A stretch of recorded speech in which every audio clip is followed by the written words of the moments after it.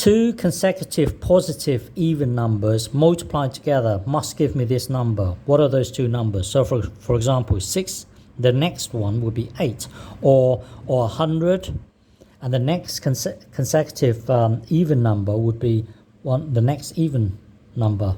So as it turns out, this problem is a quadratic problem. Anytime you think of an even number, think of 2n. If you want to work with an odd number, think of 2n plus 1. Well, we want to work with an even number. The next even number would be this one plus 2. So this here is our next even number, and we want to multiply the two together to give us this number. So put it into an equation. So now let's multiply this out. This times this would be 4n squared. This times this would be 4n, must equal this. So anytime you see n squared, n, and a constant, think of quadratic.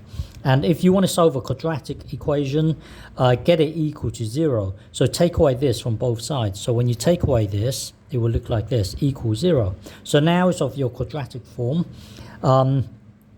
We want the coefficient here to be 1. Let's divide everything by 4. So 0 divided by 4 would be 0.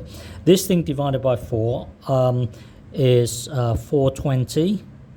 And this divided by 4, and then jump to a calculator if you're stuck.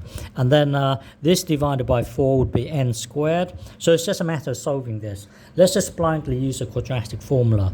So quadratic formula, I'm expecting you to know this, plus minus b squared minus 4ac over 2a. So a is 1, this is a, b is 1, and c is that negative 420. So now let's plug it in. So minus b here, this is minus b. Minus b would be negative 1 plus minus square root. B squared would be 1 minus 4ac. And then divided by 2a. So now tidy up these three blocks. Don't forget there's a minus there and a minus here. That becomes a positive. So jump to your calculator and do 4 times 420. That should give you, hang on. So jump to your calculator, and this thing here will become positive 1680. And then now, merge these two together, so that would be 81. That would be 81. Let's remove this. And then jump to your calculator, square root this number here, it should be, did it earlier, should be 41. So this thing here would be 41. So looking at the numerator, you're going to have 40 over 2a and negative 42. Negative 1 take away 41 would be negative 42 over 2a. Oh, don't forget a is 1. So 2 times 1 would be just 2, just 2, just 2. So one solution is this. The other solution is this thing here.